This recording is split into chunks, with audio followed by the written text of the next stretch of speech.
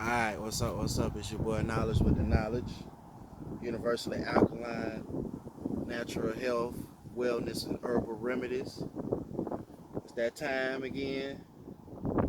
Get into these books, get into these notes, give you a breakdown.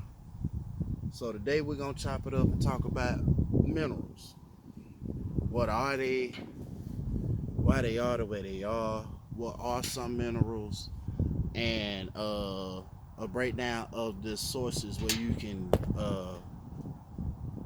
achieve acquire some of these minerals. So with minerals, every living cell on this planet depends on minerals for proper function and structure. Minerals are needed for the proper composition of body fluids, the formation of blood and bone, the maintenance of healthy nerve function, and the regulation of muscle tone, including that of the muscles of the cardiovascular system. So, like vitamins, mineral function as coenzymes, enabling the body to perform its functions, including energy production, growth, and healing. Because all enzyme activities involve minerals, minerals are essential for the proper utilization of vitamins and other nutrients. The human body, as well as all of nature, must maintain its proper chemical balance. This balance depends on the levels of different minerals in the body, and especially the ratios of certain mineral levels to one another. The level of each mineral in the body has an effect on every other one. So if one is out of balance, all mineral levels are affected. If not corrected, this can start a chain reaction of imbalances that can lead to illnesses. Minerals are naturally occurring elements found in the earth. Rock formations are made of mineral salts. Rock and stone are gradually broken down into tiny fragments by erosion, a process that can take literally millions of years. The resulting dust and sand accumulate, forming the basis of soil. The soil is teeming with microbes that utilize these tiny crystals of mineral salts, which are then passed from the soil to plants. Herbivorous animals will eat the plants, and we obtain these minerals by consuming plants or herbivorous animals. Nutritionally, minerals belong into two groups. You got bulk minerals, which is called macro minerals, and then you got trace minerals, which is called micro minerals. Um, Bulk minerals include things like calcium, magnesium, sodium, potassium, and phosphorus. These are needed in larger amounts than trace minerals, although only minute quantities of trace minerals are needed. They are nevertheless important for good health. Trace minerals include things like boron, chromium, copper, germanium, iodine, iron, manganese, molybdenum, selenium, silicon, sulfur, vanadium, and zinc. Because these minerals are stored primarily in the body's bone and muscular tissue, it is possible to develop mineral toxicity if extremely large quantities are consumed. Such situations are rare, however, because toxic levels of minerals generally accumulate only if massive amounts are ingested for a prolonged period of time. So now let's like get into what is found on your shelves. I just gave you a breakdown of what minerals are, and now you gotta understand what's on your shelf when like you go in the health food store and the vitamin store and stuff like that. So as with vitamins, it can be difficult, if not impossible, to attain the amounts of minerals needed for optimum health through diet alone. Mineral supplements can help you make sure you are getting all the minerals that your body requires. Minerals are often found in multivitamin formulas.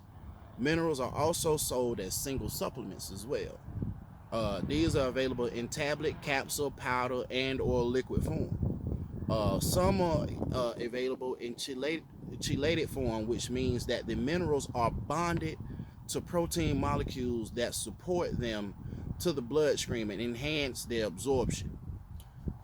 When mineral supplements are taken with a meal, they are usually automatically chelated in the stomach during digestion. There are some controversies over which mineral supplements are the best, but we prefer the chelated uh, preparations. Our experience with the various chelated formulas available has shown that, in general, argonite forms of minerals make the most effective supplements. Once a mineral is absorbed, it must be carried by the blood to the cells and then transported across the cell membranes in a form that can be utilized by the cells. After minerals enter the body, they compete with one another for absorption. For example, too much zinc can deplete the body of copper. Excess calcium intake can affect the magnesium absorption, and vice versa. Consequently, supplemental minerals should always be taken in balanced amounts. Otherwise, they will not be effective and may even be harmful. The absorption of minerals can also be affected by the use of fiber supplements because fiber decreases the body absorption of minerals. Therefore, supplemental fiber and minerals should be taken at different times. So, a little ABC about minerals. Boron. You've heard me talk about boron when I talk about things like finding you a good multi-mineral with boron included. So this is why boron should be included. Boron is a trait. Boron is needed in trace amounts for healthy bones and muscle growth because it assists with the production of natural steroid compounds within the body. It is also necessary for the metabolism of calcium, phosphorus, and magnesium. Boron enhances brain function. It promotes alertness and plays a role in how the body utilizes energy from fats and sugars. Most people are not deficient in boron. However, elderly people usually benefit from taking a supplement of 2 to 3 milligrams daily because they have greater problems with calcium absorption. Boron deficiency accentuates vitamin D deficiency. So boron helps prevent postmenopausal osteoporosis and build muscle. There is new research that indicates that taking supplemental boron can shrink prostate tumor size. Listen again, my fellows who are in their late 30s going into their 40s. New research indicates that taking supplemental boron can shrink prostate tumor size, lower blood levels of prostate specific antigens, or what's known as PSA, which is a marker for prostate cancer, and may help prevent prostate cancer itself. Boron alleviates joint discomfort by reducing the levels of both COX-2 and the LOX enzymes. That also has something to do with arthritis as well. And helps to preserve cognitive function. There's been studies that shown that in the areas of the world where the level of boron in the soil is low, there's a greater number of people who suffer from arthritis.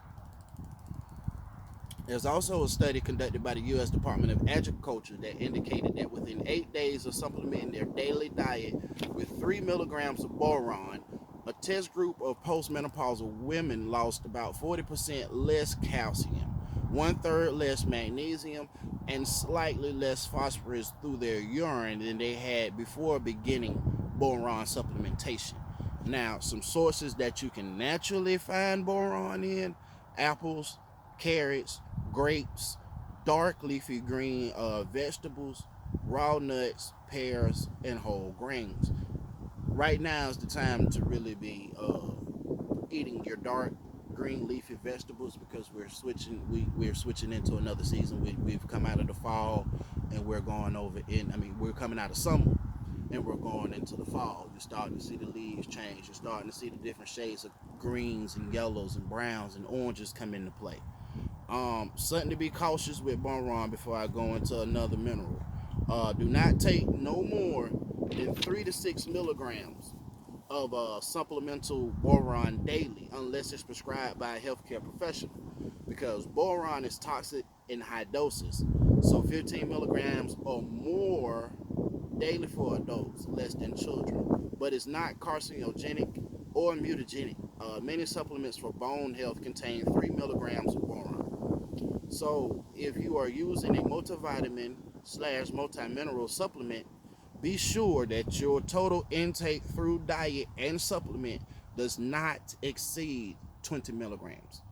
Now, another mineral is calcium, which is vital for the formation of strong bones and teeth and for the maintenance of healthy gums. It's also important in the maintenance of a regular heartbeat and in the transmission of nerve impulses.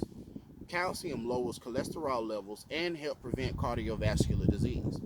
It is needed for muscle growth and contraction and for the prevention of muscle cramps. It may increase the rate of bone growth and bone mineral density in children.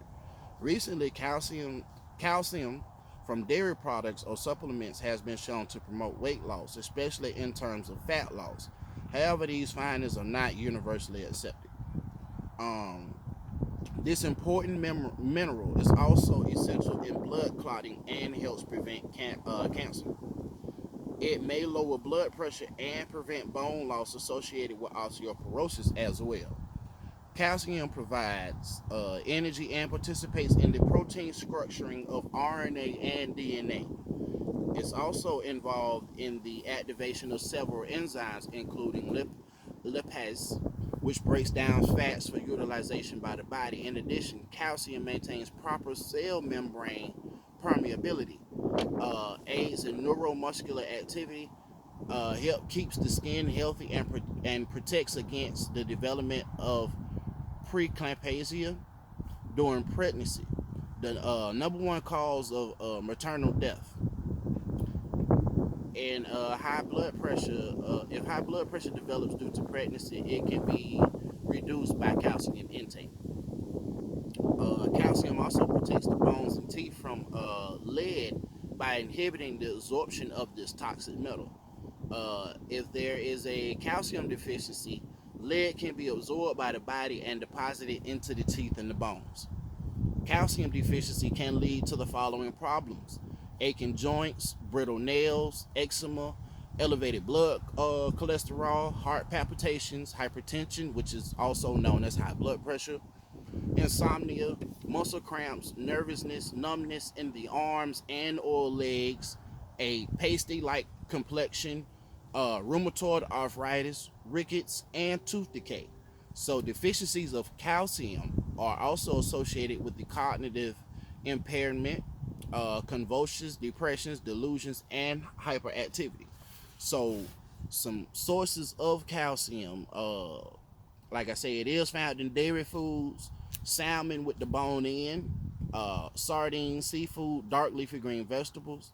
Other food sources include almonds, asparagus, black scrap molasses, brewer's yeast, broccoli, buttermilk, cabbage, carob, cheese, collards, dandelion greens, dulce, not the drink though. It's another thing called dulce. Figs, filberts, goat milk, kale, kelp, milk, mustard greens, oats, prunes, sesame seeds, soybeans, tofu, turnip greens, watercress, whey, and yogurt. Um, Herbs that contain calcium include alfalfa, burdock root, cayenne, chamomile, chickweed, chicory, dandelion, eyebright, fennel seed, fenugreek, flaxseed, hops, kelp, lemongrass, mullein, nettle, oat straw, paprika, parsley, peppermint, plantain, raspberry leaves, red clover, uh, rose hips, shepherd's purse, violet leaves, yarrow, and yellow dock. The amount of calcium in these herbs is so small. However, they should not be considered as contributing to dietary intake. You're going to need a little bit more than just the herbs. You're going to have to get it from the food sources as well. Um, Chromium. It is involved in the metabolism of glucose. So chromium, sometimes also called glucose tolerance factor or GTF, is needed for energy. It is also vital in the synthesis of cholesterol, fats, and proteins. This essential mineral maintains stable blood sugar levels through proper insulin utilization and can be helpful both for people with diabetes and those with hypoglycemia. Studies have shown that low plasma chromium levels can be an indication of coronary artery disease. Additional chromium is needed during pregnancy because the developing fetus increases demand for this mineral. Chromium supplements can help an expectant mother maintain healthy blood sugar levels during pregnancy. The average American diet is chromium deficient.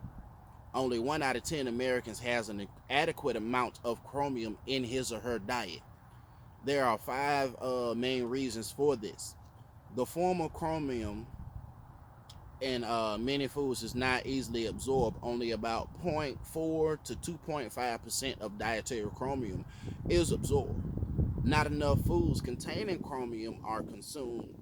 Much of the chromium content is lost during processing. Many people do not like the foods that are the best sources of chromium, and high quantities of sugar in their diet can cause a loss of chromium in the body. Researchers estimate about 2 out of every 3 Americans have glucose regulation issues, including hypoglycemia, prehypoglycemia, or diabetes. The ability to maintain normal blood sugar levels is jeopardized by the lack of chromium in our soil and water supply, and by a diet high in refined white sugar, flour, and junk food.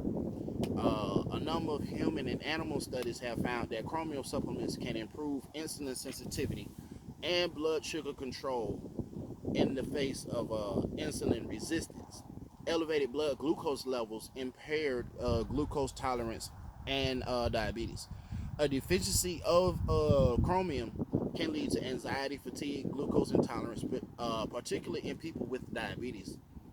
Um, Inadequate metabolization of amino acids, and the increased risk of arthro, arteriosclerosis. Excessive intake, the level depends on the individual's tolerance, but can lead to chromium toxicity, which has been linked with dermatitis, gastrointestinal ulcers, and kidney and liver impairment. No toxicities have been reported, and thus chromium does not have an upper limit of study, or what's known as a UL. But as depicted in like the movie Aaron Brockovich, people can become ill from chromium. But it's not. It is important to note that this was a different form of mineral. The form that is obtained through diet is called divalent, and the one that is toxic is called hexavalent. Supplemental chromium is best absorbed by the body when taken in the form called chromium pictolinite, uh, which enables chromium to readily enter the body's cells, where the mineral can help insulin do its job much more effectively. Sorry. The chromium pictolinite has been used successfully to control blood cholesterol and blood glucose levels. Some sources of chromium can be found in the following sources: beef, beer, breweries, brown rice, cheese, turkey, fish, whole grains. It also may be found in dry beans, black scrap molasses, broccoli, calf liver, chicken, corn oil, dairy products, dried liver, dulce, eggs, green beans, mushrooms, and potatoes. Herbs that contain chromium include catnip, licorice, nettle, oat straw, red clover, sarsaparilla, wild yam, and yarrow. Um, Another one is copper. Copper, which amongst its many functions, copper aids in the formation of bone, hemoglobin, and red blood cells, and works in balance with zinc and vitamin C to form elastin, a important skin protein. It is involved in the healing process and energy production, hair and skin coloring, and taste sensitivity. This mineral is also needed for healthy nerves and joints. One of the early signs of copper deficiency is osteoporosis. Copper is essential for the formation of collagen, one of the fundamental proteins making up bone, skin, and connective tissue. Other possible signs of copper deficiency include anemia, baldness, diarrhea, general weakness, impaired respiratory function, and skin sores. A lack of copper can also lead to increased blood fat levels. Excessive intake of copper can lead to toxicity, which has been associated with depression, irritability, nausea and vomiting, nervousness, and joint and muscle pain. Ingesting a quantity as small as 10 milligrams usually causes nausea. 60 milligrams generally results in vomiting, and just 3.5 grams, which is 3,500 milligrams, can be fatal. Children can be affected by at much smaller dosages. Some sources of copper, besides its use in cookware and in plumbing, copper is widely distributed in foods. Food sources include almonds, avocados, barley, beans, beets, black scrap molasses, broccoli, garlic, lentils, liver, mushroom, nuts, oats, oranges, pecans, radishes, raisins, salmon, seafood, soybeans, and green leafy vegetables. Another one is geranium, which improves cellular oxygenation. But is not an essential nutrient. It helps fight pain and keep the immune system functioning properly and rid the body of toxins and poisons. Researchers have shown by consuming foods containing organic geranium is an effective way to increase your tissue oxygenation, because, like hemoglobin, geranium acts as a carrier of oxygen to the cells. There was a Japanese scientist that found that an intake of 100 to 300 milligrams of geranium per day improved many illnesses, including rheumatoid arthritis, food allergies, elevated cholesterol, chronic viral infections, cancer, and AIDS. Some sources of geranium, which is found in all organic material, both plant and of animal origin. But the following foods contains the greatest concentrations of geranium, which is broccoli, celery, garlic, shiitake mushrooms, milk, onions, rhubarb, sauerkraut, tomato juice, and the herbs aloe vera, comfrey, ginseng, and suma. Um, Iodine is another one, which is needed only in trace amounts, but iodine helps to metabolize excess fat, and it's important for physical and mental development. It's also needed for a healthy thyroid gland and for the prevention of goiter, a grossly swollen gland that is rarely seen these days, or what people know as gout. Uh, Certain parts of the country have little or no iodine in the soil, and isolated Argorin cultural groups that refrained from using iodized salt and cattle feed were subjected to the disorder. Iodine deficiency in children may result in mental retardation. In addition, iodine deficiency has been linked to breast cancer and associated with fatigue, neonatal hypothyroidism, and weight gain. Excessive iodine intake, sometimes as little as 750 micrograms daily, may inhibit the secretion of thyroid hormone and can produce a metallic taste and sores in the mouth.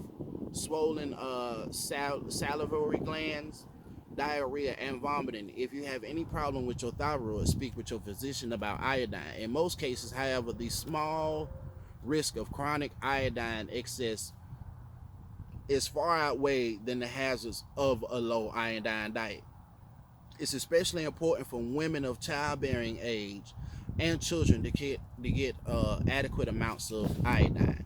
Some sources of iodine, some foods that are high in iodine include dairy products from cattle feed, iodine supplemented feed, and salt licks. But iodinized salt, seafood, saltwater fish, and kelp.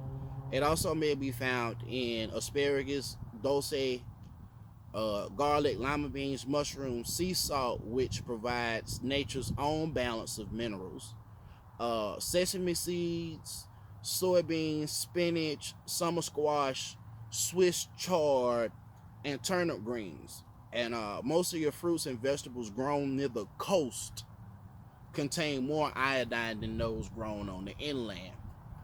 Iron, perhaps one of the most important of iron's function in the body, is the production of hemoglobin and myoglobin, the form of hemoglobin found in the muscle tissue, and the oxygenation of red blood cells. Iron is a mineral found in the largest amounts in the blood. It is essential for many enzymes, including catalase, and is important for growth. Iron is also required for a healthy immune system and for energy production. Iron deficiency, which a lot of people walk around with iron deficiency, uh, is most often caused by insufficient intake. However, it may result from intestinal bleeding, a high diet of phosphorus, poor digestion, long-term illness, ulcers, prolonged use of antacids, excessive coffee or tea consumption, and other cases. Menstruating women may become iron deficient, especially if they have heavy or prolonged periods or short menstrual cycles. In some cases, a deficiency of vitamin B6 or the vitamin B12 can be an underlying cause of anemia. Strenuous exercise and heavy perspiration also deplete iron from the body. Strict vegetarians are also susceptible to iron deficiency and should have regular blood tests checked as far as their iron levels. Iron levels. Iron deficiency symptoms include anemia, brittle hair, difficulty swallowing, digestive disturbances, dizziness, fatigue, fragile bones, hair loss, inflammation of the tissues of the mouth, nails that are spoon shaped or that have ridges running lengthwise, nervousness, obesity, or slow mental reaction. Because iron is stored in the body, excessive iron intake can also cause problems. Too much iron in the tissue and organs lead to the production of free radicals and increase the need for vitamin E.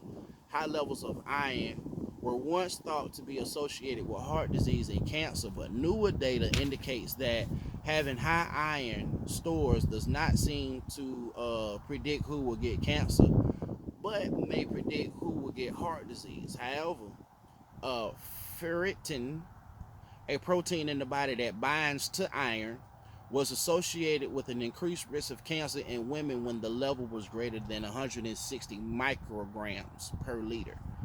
The buildup of iron in these tissues have been associated with a rare disease known as hemochromatosis, a hereditary disorder of iron metabolism that is found mostly in men and postmenopausal women, and that causes excess absorption of iron from both foods and supplements, leading to bronze skin, pigmentation, arthritis, cirrhosis of the liver, diabetes, and heart disorders.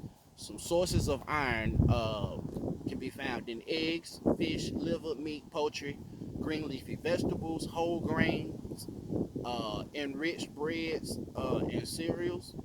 Other foods with lesser amounts includes almonds, avocados, beets, black scrap molasses, brewer's yeast, dates, dulse, kelp, kidney and lima beans, lentil, millet, peaches, pears, dried prunes, pumpkins, raisins, rice, and wheat. brand sesame seeds, soybeans, and watercress. Some herbs that contain very small amounts of iron include alfalfa, burdock, catnip, cayenne, chamomile, chickweed, chicory, dandelion, donquil, eyebright, fennel seed, fenugreek, kelp, lemongrass, licorice, milk thistle, uh, mullein, nettle, oat straw, paprika, parsley, peppermint, plantain, raspberry, leaf, rose hip, sarsaparilla, shepherd's purse, ursi, and yellow dot. Foods that are distinguished between hem iron, which is only from animal sources, and non-hem sources. The hem iron foods present iron in the form that is more readily absorbed into the body. We're gonna have to do a part two because I'm running out of time. So I'm gonna bookmark right here in my notes and upload this one because yeah, we got some more minerals to go through. Essential minerals is what I'm gonna call them that you should have in your diet. But we're gonna cut this right here. We're gonna do a part two after this. So bear with me, give me a few, and I'll be right back with part two.